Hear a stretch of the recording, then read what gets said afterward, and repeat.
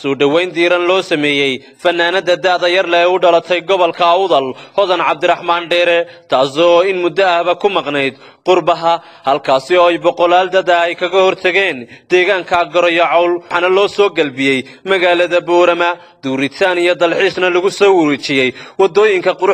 wadooyinka quruxda badan leh ee magaalada ku yaala fanaanadan Hodan Cabdiraxmaan ayaa waxay ku nasatay hotelka Rays intaasi kadib waxay warbaahinta uga warantay socdaalkeeda السلام يا شعب كبار مرلبات تيفيجن وحسلام يا أمة الصوماليين ملك استوى يشوغان الحمد لله واحدكم ما سنتي سديس ودويسين ما أنتنا ما علينا ميدا أدوه كذي وما صومالي وما نملينا ما واحد الصومالي ستبور ما عنده غير شيء تمام ملينا السلام يا أبنا جو السلام يا دمانتي هذا المدة يقول بيسون تكوات كم على الجورمات مشكلة يقول بيسون كتير 2001 كندا يوروب يبغى تكون عرب كده واحد مرة نيروبي وحتى أمريكا هاي ما تبور ما سوي بالبوسو دوي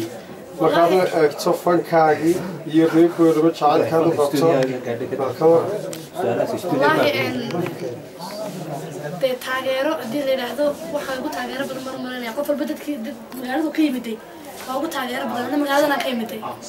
booqashadan fanaanadan Hodan Cabdiraxmaan ayaa waxay daba socotaa booqashooyinkii fanaaniinta u dhashay gobolka Awdal ay hore ugu yiman jireen sanadka hore ayay ahayd markii fanaaniin waaweyn oo ay ka mid tahay Hiba Maxamed iyo Farxaan Xidig ay ku yimaadeen magaalada Boorama booqasho iyadoo oo dhowrkii cisho ee dhawaa fanaanadan Hodan Cabdiraxmaan ay ku sugnayd wadanka aynu dariska nahay Itoobiya taasi oo shalaytana ay kala qayb qaadatay xuska maalinta qoomiyadaha iyo shucuubta kala duwan ee Itoobiya halkaasi oo ay ku soo bandhigtay heeso kala duwan